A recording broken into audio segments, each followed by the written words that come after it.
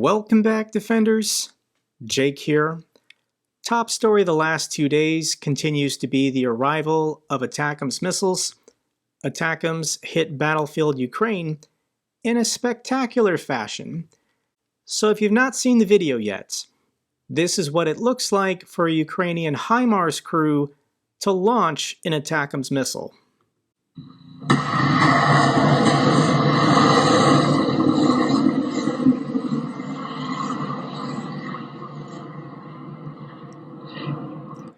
Wow, that is impressive.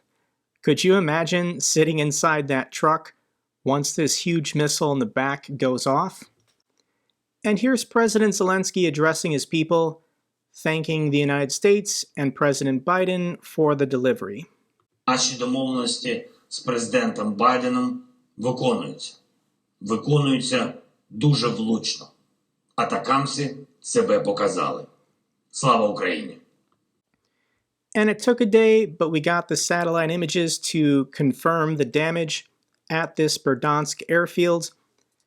This airfield in Berdyansk was priority number 1. This is where Russia's attack fleet of helicopters have been taking out Ukrainian tanks in the Zaporizhia region. So Ukraine really wanted to get this airfield, and they got it good. Here's the satellite images for the day after. In these red hexagons, these are completely destroyed helicopters. The yellow is 2 that look mostly damaged from the satellite images, and the purple is only partially damaged.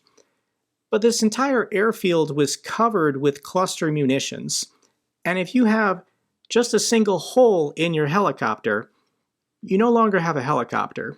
You have a very expensive lawn decoration.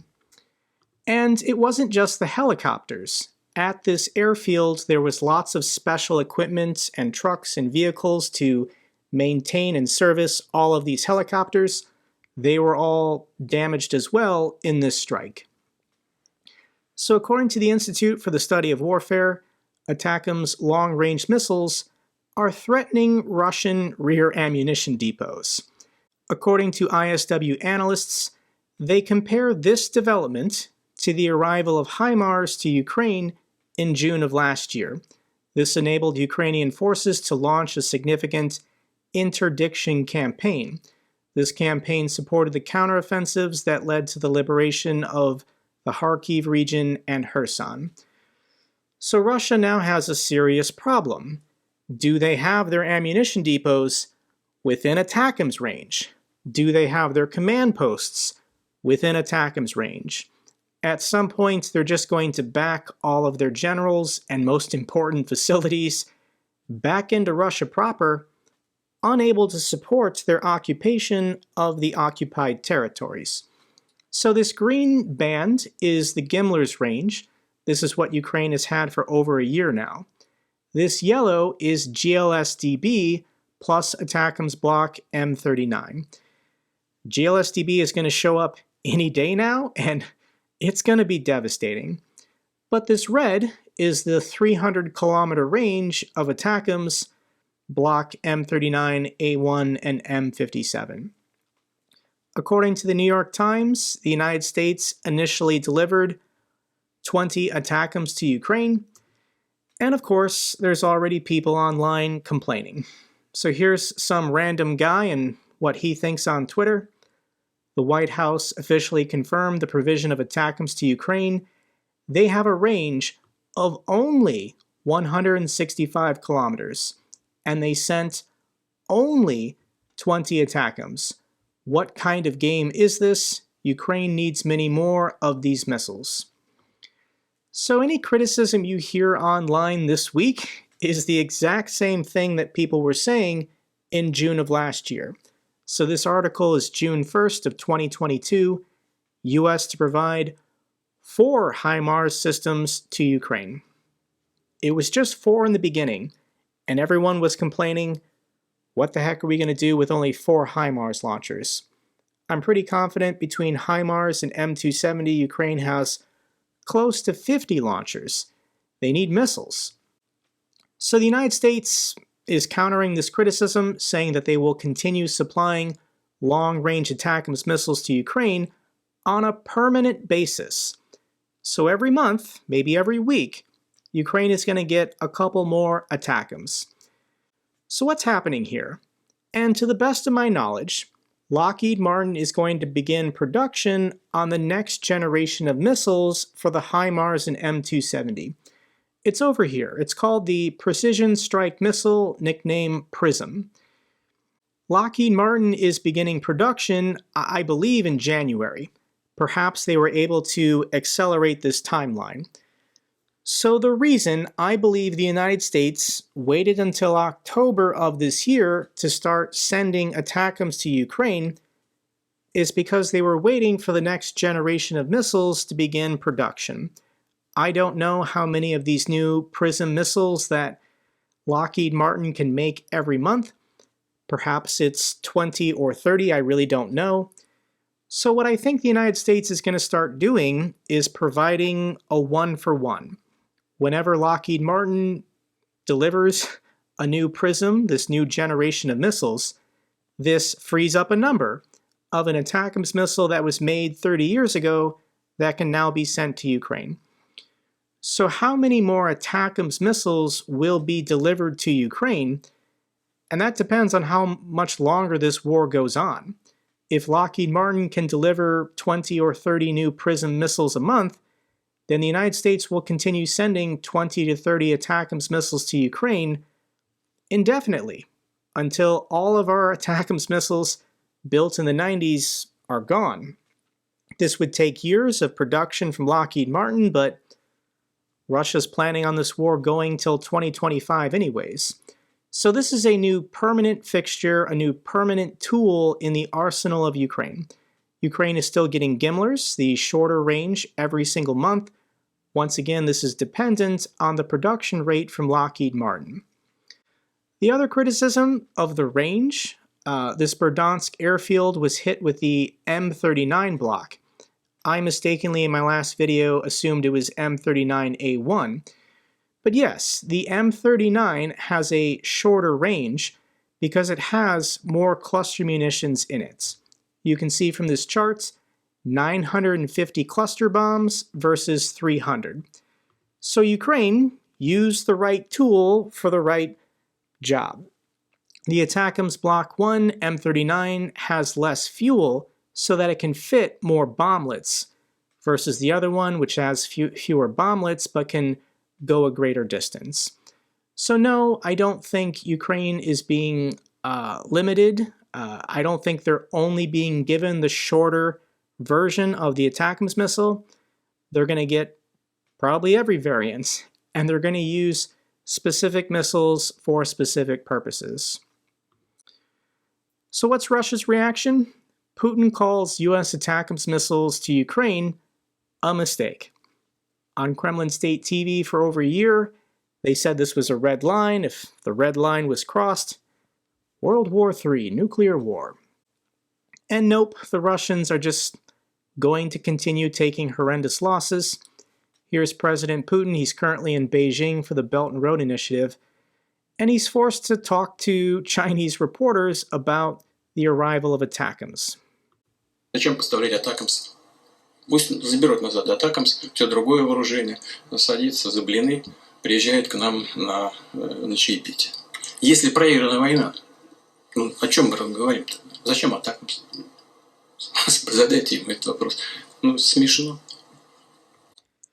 So this is hilarious that Putin says, let them come to us for tea. I think he just threatened to poison President Zelensky at future peace talks. But this is Russia's propaganda narrative, that this war is already over. Stop supporting Ukraine because Russia has already won. So they can't acknowledge or get upset when ATACMS arrive, or Abrams tanks arrive, or F-16s arrive, because the Russian propaganda talking points is that the war is already over, therefore the arrival of new systems makes no difference. So no, Russia's going to do nothing about this. And as far as Russia's big fall offensive, they're squashing any kind of talk that this was ever going to go well. They really wanted to capture the city of Avdiivka, attacking from both flanks, the north and the south, 24 hours a day, days on end. But Ukraine's defense is held, and Russia is never going to take this city. Ukraine reports fewer Russian attacks on Avdiivka as Moscow's losses mount. Nope, they couldn't keep up this pace of attack forever. They kept it up for 5 or 6 days, but the Russians are now spent in the Donbass region. Here is a satellite image, so we're going to zoom in on this little square here. This is where the Russians were trying to attack from the north. And here's geolocated all of the armored vehicles they lost in their failed assaults. In total, just the northern part, 63 vehicles destroyed. Russia took thousands of casualties, and they basically didn't take any new ground. They gained nothing from all these failed assaults the last week. And Russian Telegram channels are pretty upset about this failed offensive and the horrendous casualties they've taken. This soldier in the area is basically saying they're now on the defensive.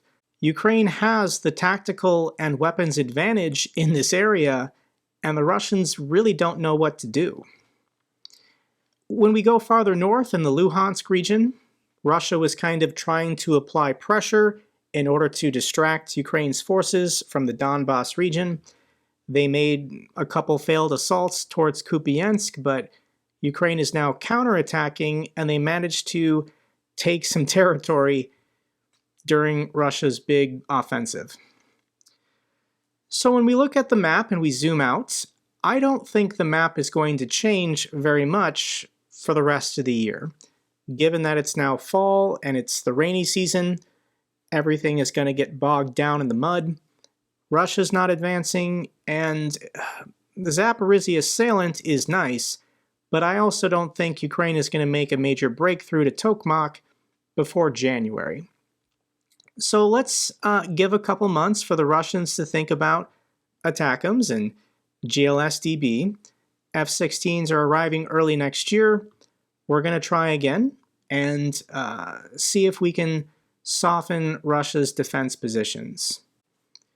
So let's check in on the wives and mothers of Russian soldiers. What do these women have to say to their supreme leader? Dear Supreme Commander-in-Chief, we, mothers and wives, are relatives of the mobilized guys of the 347th Regiment, which is an operational subordination to the 47th Guards Tank Division of the 1st Tank Army. The 347th Regiment, which includes the mobilized, was sent to the front line without sufficient preparation and without equipment. There was no reconnaissance of the terrain in advance. The soldiers have only automatic rifles and shovels with them. There was no opportunity to entrench and make cover. Enemy artillery shelled a large gathering. Our guys are following the orders to fulfill the combat tasks of Colonel Akimov, Lieutenant General Abchev, on the line of contact. We consider these orders illegal. As a result, there are heavy losses. Because of these criminal orders, the 347th Regiment is being destroyed. There is no support from the command of the 47th Tank Division. Our fighters are ready to fulfill combat tasks honestly and heroically. We ask you to urgently sort out and punish those responsible for this situation. Every minute counts. Let's support our guys. Help our men, please. Help our men, please. There's then another video of Russian mothers and wives saying the exact same thing, but eventually these people are going to figure it out that nobody in their government cares if their husbands and sons live or die in Ukraine.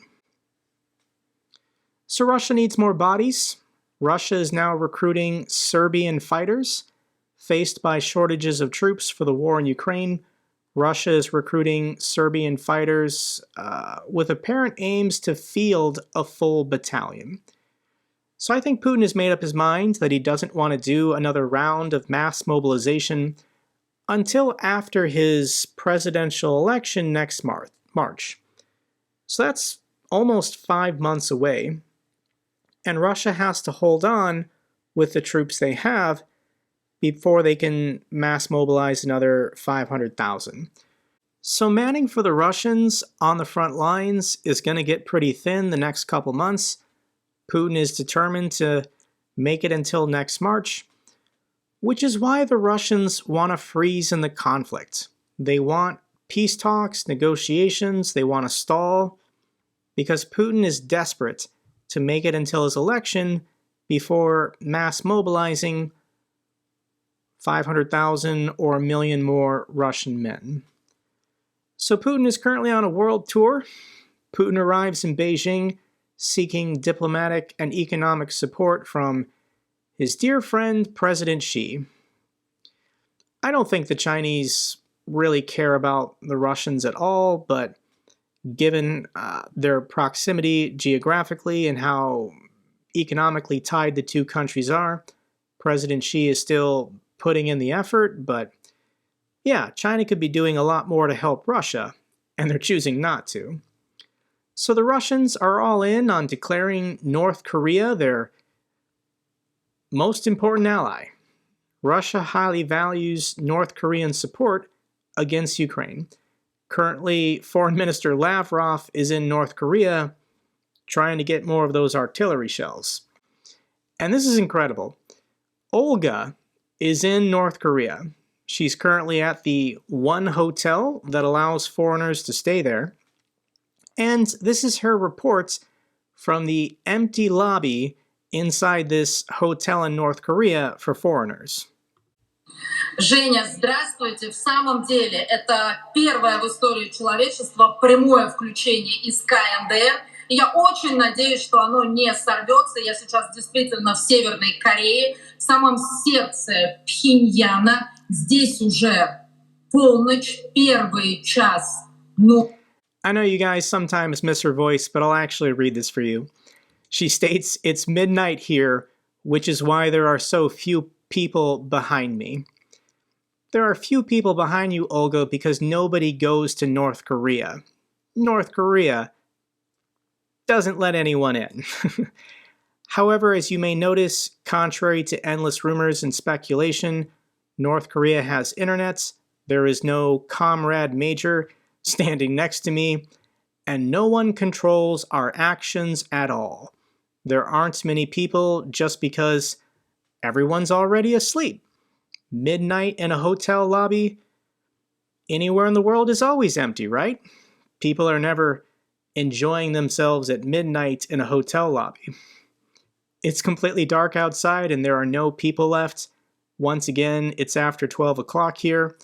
We were told at one point that to carefully control our actions, each journalist would be given a special armband to see what they were doing, and so that every North Korean would know that we were foreigners.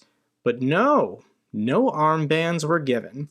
We went out on the streets with cameras, filming North Korean people. They don't look gloomy, sad, or oppressed, as is commonly said about them. No one forbade us from filming, although it is usually told that there is a major North Korean taboo. I am now in a rather pompous and opulent lobby. This is one of the main hotels here. It's called the Koryo Hotel. Look, it's all glass and marble.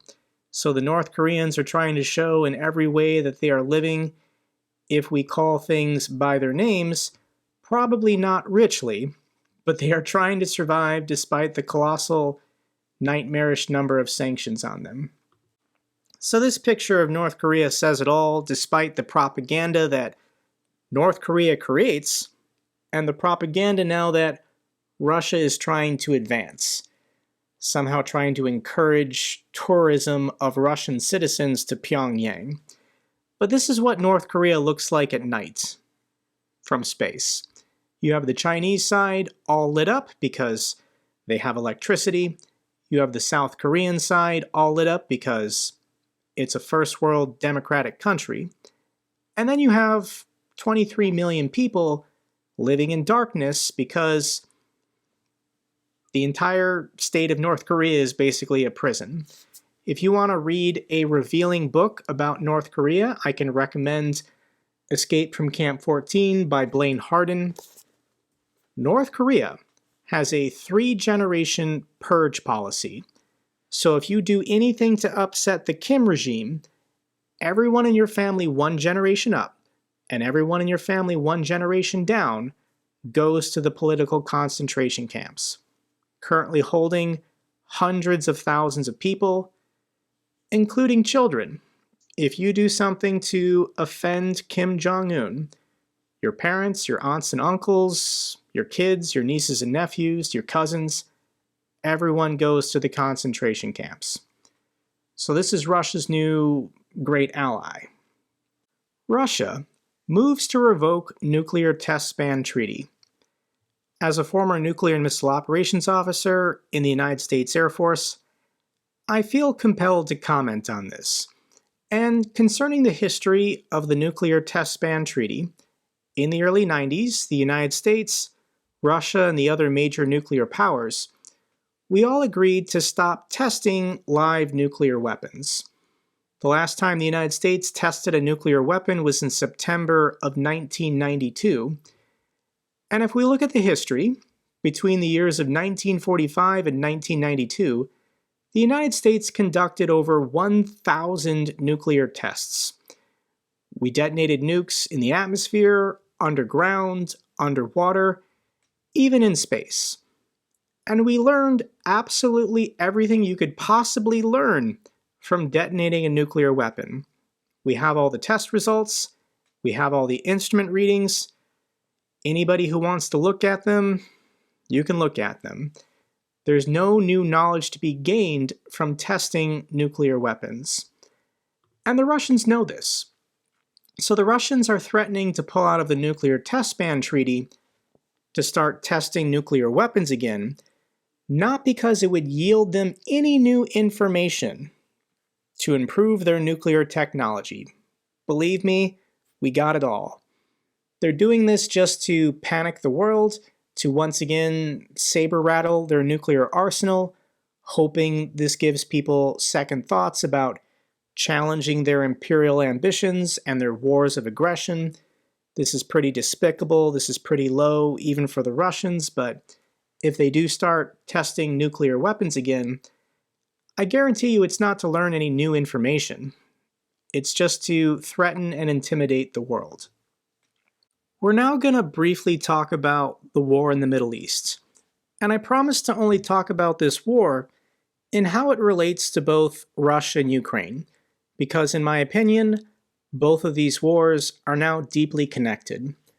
Israel-Gaza situation report, Biden tells Israel not to be consumed by rage. At the time I'm filming this video, Israel has not launched a ground invasion of the Gaza Strip yet. If Israel were to do this, the civilian casualties would be horrendous. But I want to remind people that this is an active hostage situation. Hamas is a terrorist organization currently holding almost 200 of Israel's citizens hostage. These are women and children being brutalized, being threatened on camera for execution. So Israel's #1 priority is to get their own people back alive if they can. And relating to Ukraine, 23 Ukrainians were killed by Hamas in Israel. These more than likely are Ukrainian refugees who left Ukraine for Israel hoping to find peace. And Hamas just murdered 23 Ukrainians. Hamas has also killed Russians. 16 Russians killed since October 7th. These are Russians who probably fled Russia to avoid the war, to not help Putin's regime, hoping to find peace in Israel, murdered by Hamas. And here's the story that everyone's been talking about the last 2 days. This is the front page of the New York Times with the incredible headline, Israeli strike kills hundreds in hospital, Palestinians say. the Palestinians say is the Gaza Strip Health Authority, which is run by Hamas. Hamas said that Israel bombed this hospital, killing hundreds of innocent people. The New York Times then included this picture of a random building. This picture is not the hospital, so this was incredibly foolish for Western media. This was incredibly irresponsible of organizations like the New York Times. Here is a picture of the hospital. And the hospital is still standing, more or less it's fine. A rocket hit the parking lots, causing a lot of these cars to catch fire. Now, according to all open source intelligence, Israel did not bomb this hospital. This is what a crater looks like from an Israeli JDAM bomb, and here's the crater in the parking lot of this hospital. And all evidence that can be gathered indicates that Hamas is the one who fired this rocket on their own people, on their own hospital, causing this tragedy. So there's outrage amongst the world, and this is exactly what the Russians want. Deadly Gaza hospital blast a crime, says Russia. Russia is quick to blame and condemn Israel, amplifying this rage in the Muslim world. When Russia, on average, the last year and a half, has bombed a Ukrainian hospital every 3 days. So pro-Hamas extremists and neo-Nazis flood social media with calls for violence against any Jewish person in the world because of this hospital attack that Israel was blamed for, which Hamas actually did. The Russians are behind this. They are using their disinformation networks to amplify this rage against Israel in order to distract the United States and distract the West.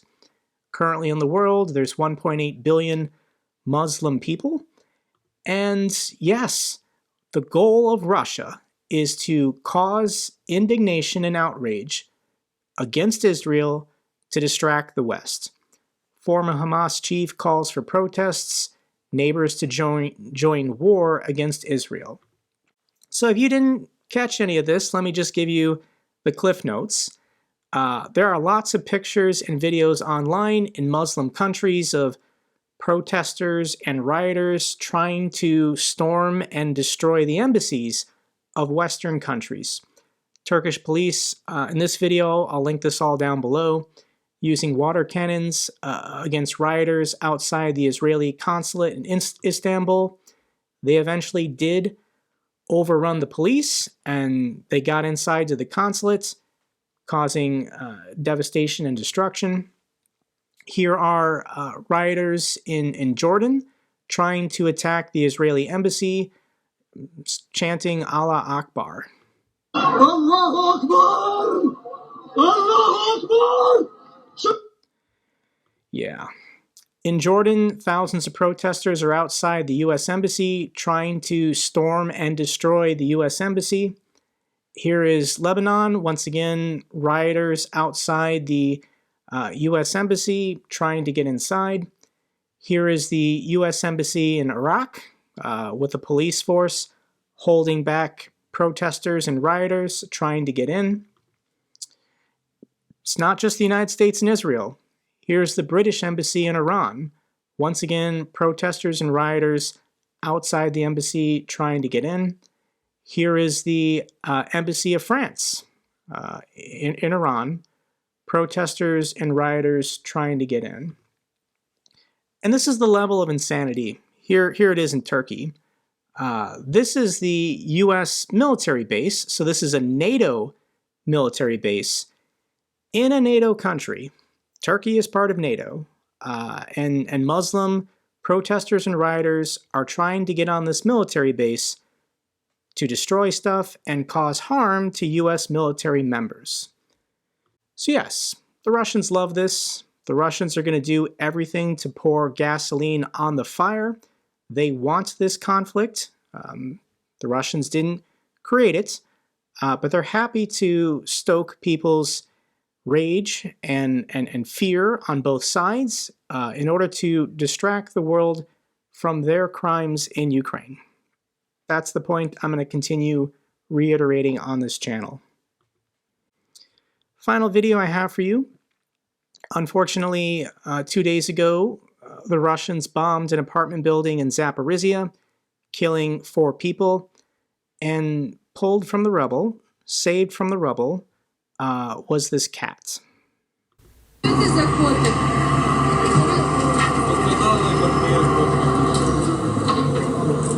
А на якому поверсі він був? На 3-му поверсі.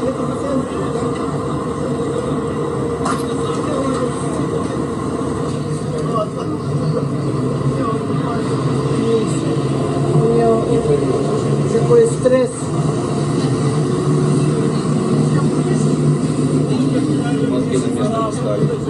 Водичку можно. И у него там ранка на ухе.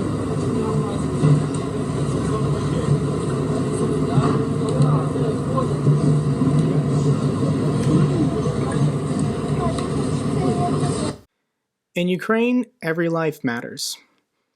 That's all for this update video.